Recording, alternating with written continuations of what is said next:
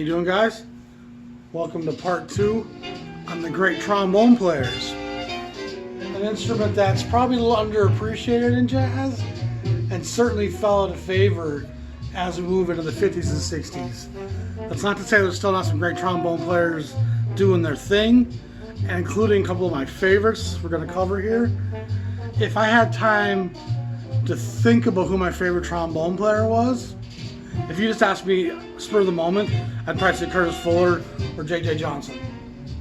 Just, those would be automatic answers. But if I actually had time to think about who my favorite player was, it would probably be Mr. James Cleveland. Jimmy Cleveland is a revelation on the trombone. He was born May 3rd, 1926 in Tennessee, and he makes 3 records as a leader on the Emerson label in Chicago in the late 50s.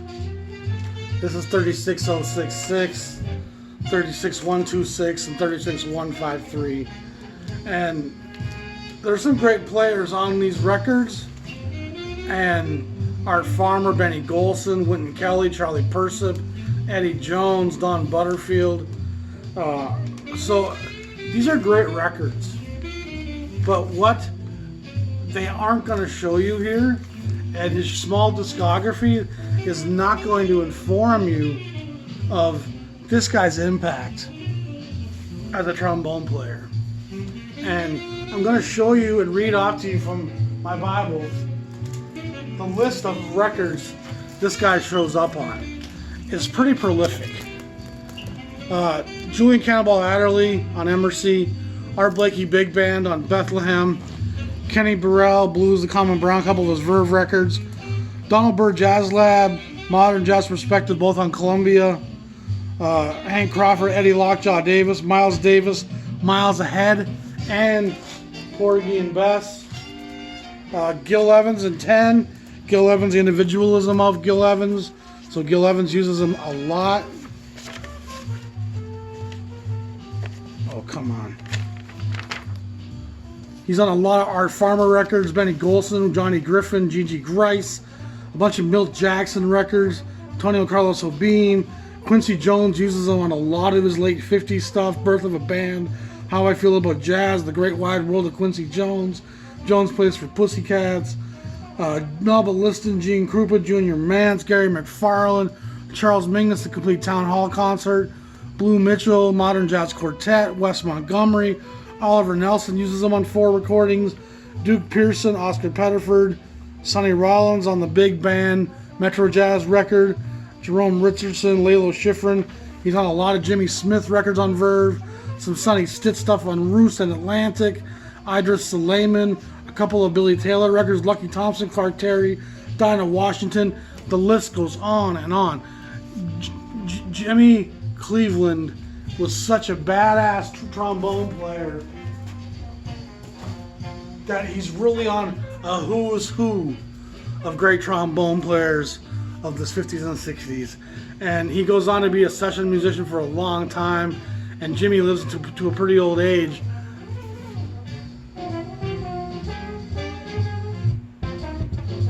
He's one of these guys that I could be listening to a record, something will perk my ears. I'm like, ooh, who was that?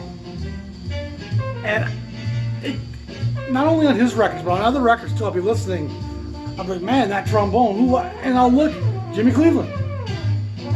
I bet you a half dozen times alone the last year, I've been listening to a record, heard a passage that caught my ear. It was like, ooh, and I looked, and it was Jimmy Cleveland. And so, again, J.J. Johnson, of course, is on par, and Curtis Fuller is also fantastic. But few guys show up on more of the Jazz Royalties recordings and just shine. The name is under the carpet. No one knows Jimmy Cleveland, and yet so many great records. I'll be just listening and, oh, who is that? I'll look, Jimmy Cleveland. So like I said, if you had to ask me, spur of the moment, I probably wouldn't say Jimmy Cleveland. But if you give me time to really sit and think about it, He's probably my favorite trombone player, and for good reason. Now we're going to move into a guy who was clearly my favorite trombone player for years, and that's Curtis Fuller. And I love Curtis Fuller. I'm not sure he's as broad dimensionally as Jimmy Cleveland. He plays hard bop. He plays hard bop really well. He can play slow tempo and he can play the blues, of course, which he's doing here wonderfully. But I don't know if he's got quite the vocabulary of Jimmy Cleveland or J.J. Johnson. That being said, Fuller plays on a lot of Blue Note sessions. He's a member of the Jazz Messengers for a long time. He's on a lot of very important recordings on Blue Note. He's on the Prestige label. He makes some records at Savoy. This episode I was going to start off just talking about Curtis Fuller, but I just ended up getting into all the trombone guys. Born in December 15th, 34 in Detroit. Friends at school with guys like Paul Chambers, Donald Byrd, Tommy Flanagan, the Jones brothers, Milt Jackson. He goes into the Army. He comes back and works with another Detroit guy, Yusuf Lateef. His side work is also really impressive. He plays with Benny Golson, our farmer, sextet for a while. Again, I'm a big Curtis Fuller fan. We're going to jump through. This is one of my first original Blue Notes, by the way. Curtis Fuller Blue Note 1567. And Fuller does play, he's part of the Blue Note clique, you know, with the Mobleys and the Morgans and all those guys.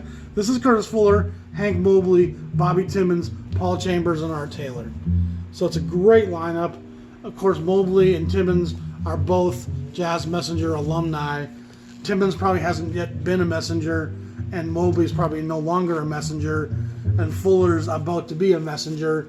I think he joins the Messengers in '60 on that Impulse record, which we'll show you in a little bit. And then he's the official sixth member for quite a long stretch. But Fuller's discography is pretty impressive. And like I said, I was initially going to make this an episode on its own, but I decided to go a different direction. This is Red Garland and Curtis Fuller, a very important record. It's on the New Jazz imprint, 8277, and it was recorded probably 56 or 7. Doesn't come out to probably 1960 or so, 61, put that number on it. But it's a tough record to find, very expensive when you do find it. His first record as a leader, I believe, was this one on Prestige 7107.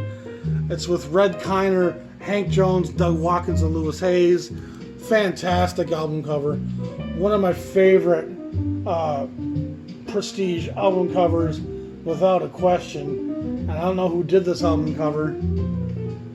I thought maybe this could have been a Reed Miles, because I think he does do some stuff on Prestige. But just a great cover, great record, tough record to come by.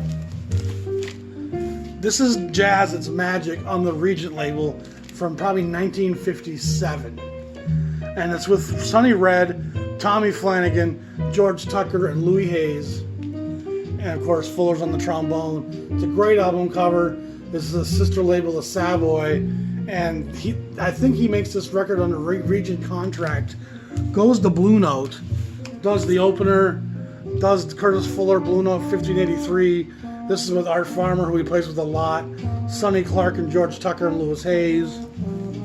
Then he makes Bone and Barry with Tate Houston on the baritone, which is on an instrument you hear a lot of. Sonny Clark, Paul Chambers, and Art Taylor. A Japanese pressing of this. These old Curtis Fuller Blue Notes are tough to come by. This is probably 1959. This is on United Artists, 4041. This has an incredible band on it, and partly why this was expensive is because of the band. Lee Morgan, Hank Mobley, Tommy Flanagan, Paul Chambers, and Elvin Jones. A lot of Detroit alumni there with Flanagan, Chambers, and Jones. But that's a great record, and whenever you got Mobley and Fuller and Morgan together, There's going to be some fire. There's going to be some cooking.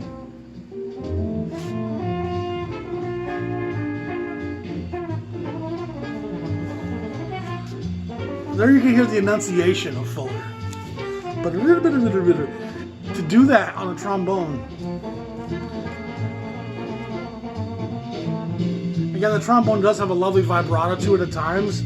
It's harder to get that at tempo, but swinging, sliding easy. You got to have that valve trombone sliding easy to play at these tempos. As fluid and as round and as tonally centered as he is here. He's a giant and probably right behind J.J. Johnson's in terms of his luminosity in the jazz field. Most people you ask trombone, J.J. Johnson will be the first name people mention, and Curtis Fuller is probably that second guy. And he's a virtuoso, a soulful guy, and not in the Benny Green essence of it. He's definitely more in the hard bop sense of it. But when it comes to hard bop, he is the guy. Great record. This, of course, leads him back to Savoy in 1960, where he records 3 sessions.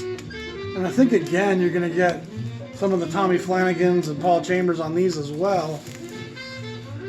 This is with Benny Golson, Thad Jones, so McCoy Tyner, Jimmy Garrison, and Dave Bailey. Again, Japanese. Bluesette, Benny Golson, Flanagan, Garrison, and Al Harewood. And this is an original pressing here, actually. The Curtis Fuller Jazz Tet with Benny Golson, Lee Morgan, Wynton Kelly, Paul Chambers, and Charlie Persett. This is a tough record to find. I found this in Chicago at Reckless Records, and I made the guy an offer. He said no. I came back the next day to look at some other stuff, and he agreed to sell it to me. I think he liked what I had been buying enough to give me a good price on it. He goes to Epic briefly. He makes 2 great records at the Epic label, which is a Columbia subsidiary. This is South American Cooking, which is going to happen 62 probably. And this is the Magnificent Trombone of Curtis Fuller. And I think this one kind of happens during the Bossa Nova craze. This is a weird little record on the Warwick label, the Boss of the Soul Stream Trombone. And I don't think the Warwick stuff sounds too good. It's not something I'm ever going to harp on too much. But I do think there was some sound issues with that record. And then he makes 2 wonderful records at Impulse. And they kind of are what lead him back, or lead him into working with Blakey and the Messengers. And he works with the Messengers for a lot of the early 60s. And then he doesn't record much after this. I think he disappears off from recording until the 70s, actually. Let's take a look at his side work. And he's just so important. And the side work is a big part of these guys' legacies. It tells us a lot about what they were doing and how well regarded they were as well. If you weren't highly regarded, you didn't get the good sessions.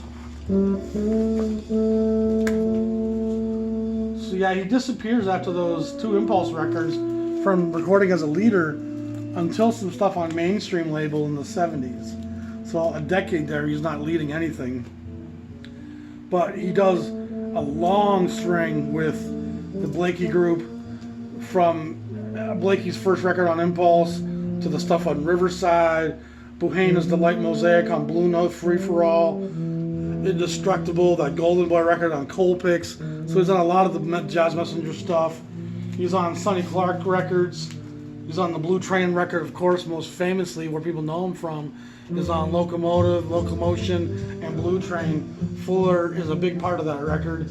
Lou Donaldson, Kenny Dorham, Art Farmer, Dizzy Gillespie. He does a lot of stuff with Benny Golson, of course, Jimmy Heath, Freddie Hubbard, Philly Joe Jones, some of the Quincy Jones, Yusef Lateef, Jackie McLean, Paul Kinneshay, Bud Powell, Hank Mobley, caddy for Daddy, Lee Morgan. So, again, a guy you got to take pretty serious is the great Curtis Fuller. Moving along, the next guy on this list is a guy by the name of Slide Hampton. And Slide is a great player, also a great arranger and composer. It's such a wonderful, varied thing, jazz music. It has so many chapters, so many different colors, so many different leaders and movements and moments. Slide goes back to 1921. He was born in 1932, August 21st. Master composer and arranger. He played early on with Lionel Hampton, Maynard Ferguson. Slide Hampton was left-handed. As a young boy, he was given a trombone that was fitted for a left hand, so it's set up backwards, and no one ever told him any different. So he actually learned to play the trombone backwards and did that throughout his career. In '62, the Slide Hampton Octet with Hubbard and Coleman, George Coleman, makes some great records. I have his Atlantic stuff. This is Slide Hampton, Something Sanctified. These records did go for decent money. They're not the easiest records on Atlantic to come by. This one has Charlie Greenlee, Richard Williams, George Coleman, Jay Cameron, Lance Riley, and Peter Sims. This is Explosion, The Sound of Slide Hampton, 1396 on Atlantic. Slide Hampton, Jazz with a Twist, 1379. And this is the Slide Hampton Octet right here. I think this one has Freddie Hubbard and George Coleman on it. This is Sister Salvation, 1339. So his 4 records at Atlantic are all great records. I don't have nothing else by him. I don't really see a lot of his other stuff. And if I recall, he kind of doesn't record much after that as well. That's going to move us along to a guy by the name of Bob Brookmire. We talked about him somewhat in the great white jazz musicians. Brookmire is kind of a luminary. He's one of the real talented white cats to play this music. He plays a lot with Al Cohn and Zoot Sims.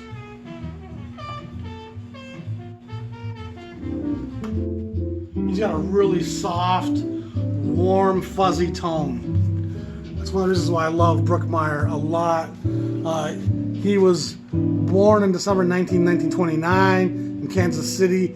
He plays with Jerry Mulligan tons. A lot of the Pacific stuff Mulligan does, he just shows up with Jerry Mulligan throughout the late 50s. He works with Jimmy Joffrey quite a bit. He does a record where he plays piano with Bill Evans on United Artists, the Ivory Hunters. He does stuff with Jimmy Rainey, Oscar Pettiford, Zoot and Al, like I mentioned. He does some stuff with Stan Getz. He's a great bone player, man. Just real smooth, creamy tone. We're gonna kind of skim through some of his work. This is on Pacific with Jim Hall and Jimmy Rainey. This is on the Vic label, which I believe is an RCA subsidiary. This is on the Crown Records out of LA, I believe, with John Williams and Red Mitchell. This is on United Artists, Bob Brookmire, Al Cohn, Paul Quinichette, Jim Hall. That's a really good record. Swings pretty hard. He goes to Verve in the Creed Taylor years. This is a portrait of Bob Brookmire on Atlantic, 1320. That's probably 1959. But 84-55, Gloomy Sunday, Bob Brookmire Orchestra with Ralph Burns, Eddie Sauter, Al Cohn, Gary McFarland. Samba para Dos, Lalo Schifrin, Bob Brookmire. This is a great bossa nova record, and my friend Jean-Michel Rieser taught me that Brookmire wasn't even supposed to be the lead artist on this. I think it was supposed to be a singer, and the singer couldn't make it, and so they slid Brookmire into that role, and it's just a gorgeous record. Brookmire really shines on that. Probably my favorite Bob Brookmire record. 7 Times Wilder, the Bob Brookmire 4, and then Trombone Jazz Samba. We discussed this in the Bossa Nova episode. That's also a great Brookmire Bossa Nova record. And the bossa nova lends itself pretty well to the trombone. It really does. A guy who explodes on the scene in probably 1955. He wins Musician of the Year at one of the big jazz publications. There's a guy by the name of Eddie Bert. And Eddie Bert's a great player. He is born May 16, 1922. He has hundreds of recordings. My paper's curling up on me. He played until he died when he was 90 years old in 2012. He played with Benny Goodman for a while. He played surprisingly with Charlie Mingus, off and on from 55 to 74. Thad Jones, Mel Lewis Group. He plays with Coleman Hawkins, Stan Kenton, Gil Mel on Blue Note. He plays on some classic Monk recordings on Riverside. He's one of those names you don't really think of. But if you go look at those Charles Mingus debut records, Eddie Bert's on there. The Bohemia record, Eddie Bert. There's a second record of him as a leader on Savoy Encore. And so these two records come out 4 releases apart on Savoy. So Lubinsky really wants to capitalize on this new guy and get him out there. These are both pretty tough records to find and middle of the road price wise. These old Savoys will probably push you 40, 50 bucks just because he has enough of a pedigree now that there's some demand for his stuff. Next guy we're going to talk about is Frank Rosolino. Frank Rosolino's a great trombone player. Again, smooth and creamy is how he kind of approaches it. Born August 20th, 1926 in Detroit. Grew up with young Milt Jackson. He played with all the Detroit guys from Kenny Burrell, Paul Chambers, Tommy Flanagan, the Jones Brothers. He went to the West Coast and joins Howard Rumsey's All-Stars. He's a member of the Rumsey All-Stars from 1954 to 1960. During that same stretch, he does some recording as a leader for Bethlehem, and he's on does a lot of side work at Bethlehem too, with Charlie Mariano and the Williamson brothers and Conte Candoli, some of the other Bethlehem West Coast guys. When you're listening to Sinatra, Sarah Vaughan, Tony Bennett, he's going to be on a lot of those records playing. And sadly, Rosolino comes to a sad end. On November 26, 1978, he shoots his 2 children, kills one of them, blinds the other, and then shoots himself and kills himself. So it's kind of a sad end to a guy that had a promising long career in jazz and just hit the end of the road.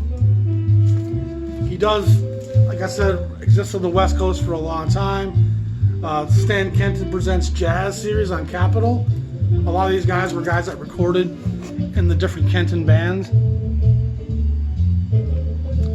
And Capitol makes a little series called Kenton Jazz. And Rosolino gets a 10-inch and a 12-inch on there. 6507, 6509. And they didn't change the sequence in these releases when they went from 10-inch to 12-inch. You know, they just kept the same numbers on those. There's only about a dozen releases in this Stan Kenton Jazz Presents Capitol stuff. A lot of it's really cool. Bob Cooper, the guitar player I love, Sal Salvador, Stu Williamson has a couple piano records on the series. Great West Coast modern sounding jazz. Sadly, Frank Rosolino's story doesn't have a happy ending. Herbie Harper is a guy that goes back. This is a Bethlehem 10-inch he records in probably 1954. And it's a great group. He plays in a lot of Bethlehem stuff.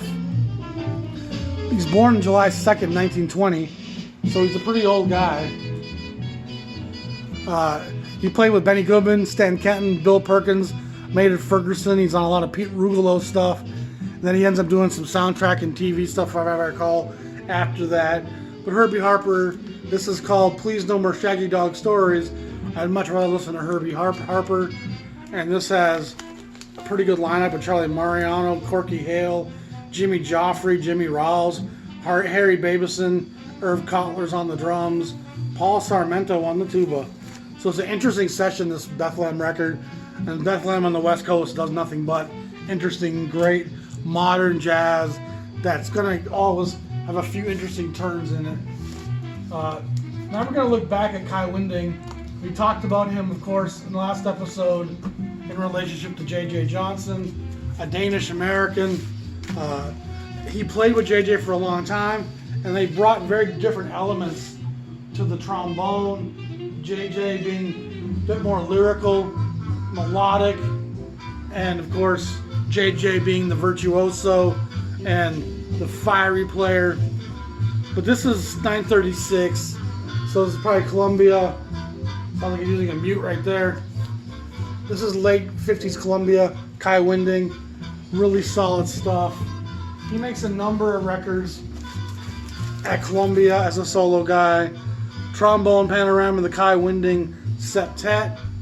This has a number of trombone players on it. And I can't see who they are.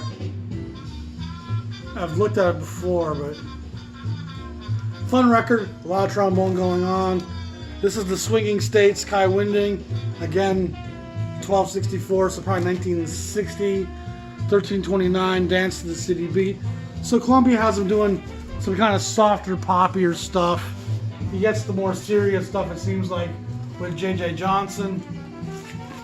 And then this is Winding A3. So after Impulse does A1, J and Kai and JJ, number 3 is just Kai Winding, the incredible Kai Winding trombones.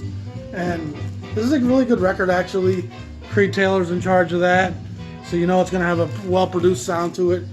And then he follows Creed Taylor to Verve, 84-93, Kai Winding, Suspense Themes in Jazz. Kai Winding, Olé, a Spanish-tinged affair. Kai Winding, Solo. Kai Winding, Modern Country. So you can see how Verve, and especially Creed Taylor, this is one of his best-selling records, Mondo Cane, I think it's from a TV show or a film, Klaus Ogerman, Kai Winding, Billy Byers, and Charles Colello.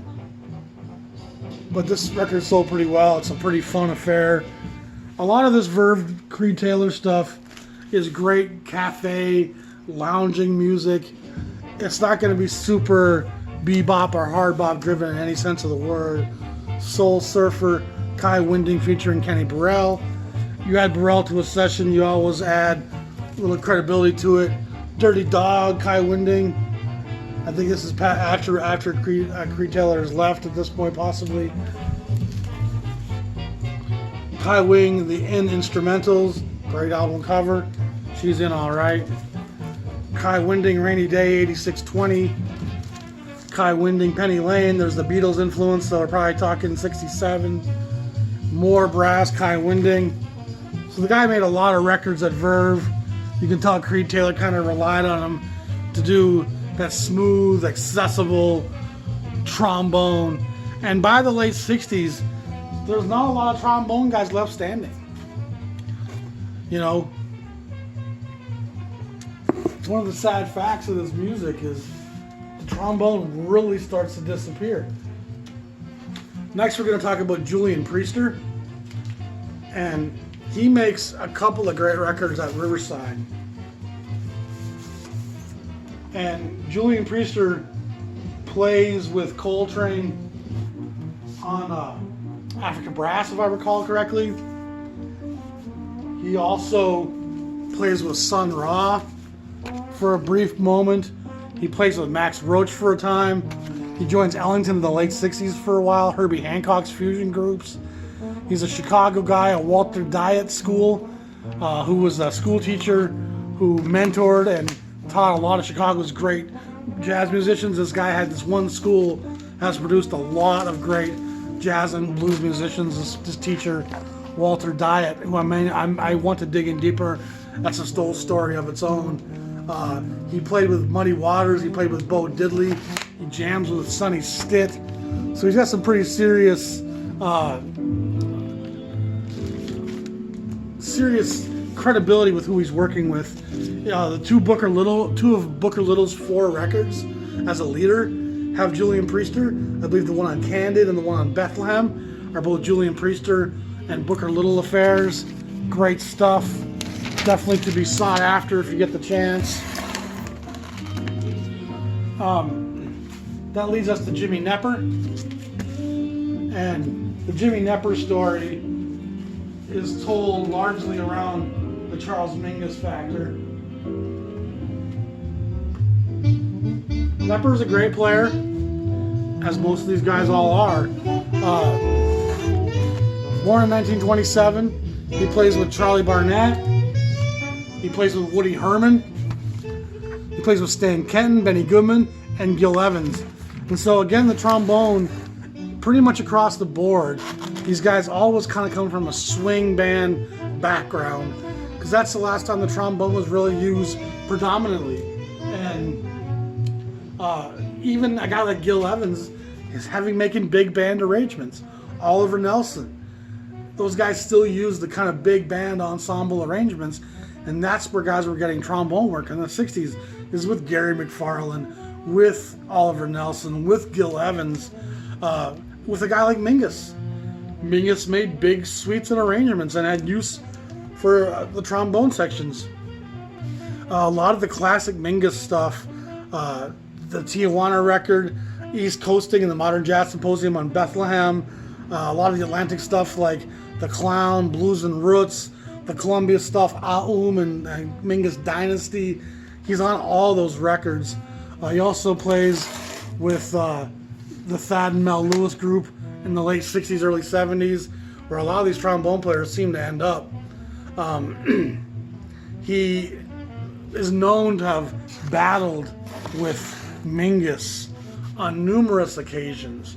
One time, the Japanese piano player Toshiko Akiyoshi, Mingus tried to slam the piano door lid shut on the guy's fingers, and Knepper kind of got in between them, and Mingus ends up hitting Knepper. Another time in the studio, Mingus assaults him, breaks his teeth and cracks part of his jaw. It takes an octave off of Jimmy Knepper's range, and he's not really able to play and make a living as a trombone player for a couple of years. Mingus ends up getting arrested for that, going on probation.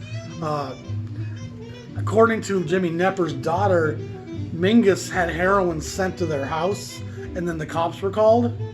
So it was a feisty relationship between Charlie Mingus and a young Jimmy Knepper.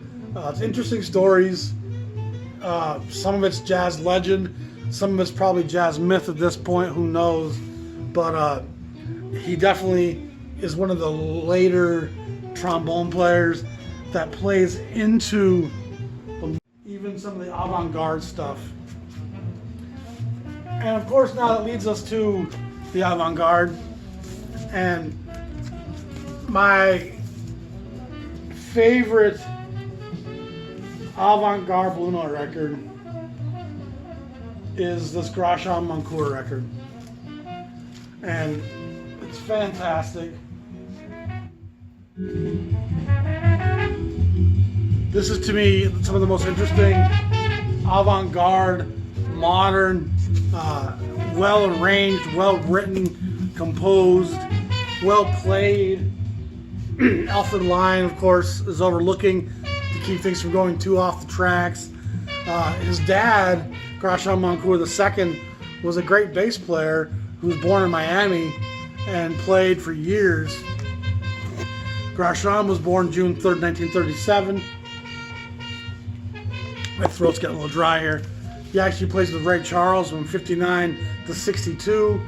He plays on Jackie McLean's One Step Beyond record and Destination Out, including arranging and composing a lot on that record. He plays with Rollins briefly. He plays with the Farmer Golson jazz set, probably after Curtis Fuller left. And then I think he also plays with he joins Archie Shepp later and Marion Brown too. So he definitely stays in the avant-garde, free thing. This is his second record, some other stuff. with Cecil McBee, Herbie Hancock, Wayne Shorter, and Tony Williams. This is a great record, but this record really, to me, is one of Blue Note's best out records.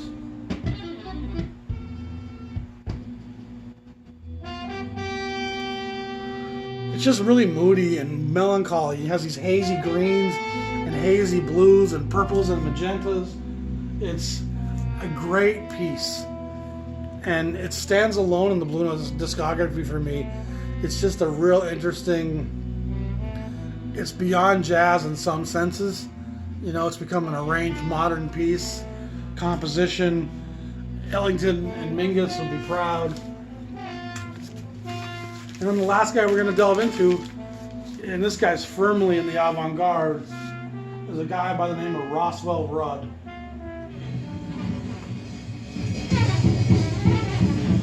And not a record I could sit through very often.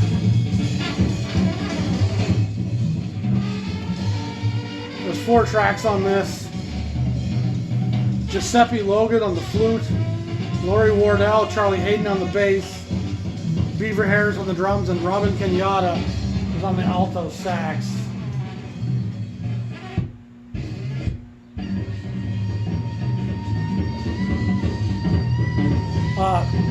Only Impulse allows this to get recorded. I remember seeing this record in record stores a lot back in the 90s. And it would just sit there and sit there and sit there. Now it's probably a $50 record. But he's definitely more out than my ears tend to allow on a very regular basis. But he's one of the last great trombone players, and it shows trombone firmly still being played in this late era. But the trombone has definitely gone into disuse by this point, which to me is sad. But then again, you have a guy by the name of Trombone Shorty out there today who is making fantastic hip-hop, R&B, jazz records. And he's a great player. He makes these tracks that swing. They'll sometimes drop more traditional beats, sometimes they'll drop kind of a hip-hop beat. I'd like to see him live. I bet you he's a blast. The guy can play his ass off. So I dig Trombone Shorty, and I dig anybody who's bringing the trombone back to the fore. It's a fun instrument. It's capable of swinging. It's capable of great melody. It's capable of beautiful voicing. It's capable of wah-wah and great plunger effect. And a lot of these great 25 guys I've showed you all engage in various aspects of what this horn can do. So that wraps up my series on the great trombone players of the jazz era. I hope you all enjoyed that. Give me your feedback as always. Y'all be safe. I appreciate you guys. Hang tough. Peace.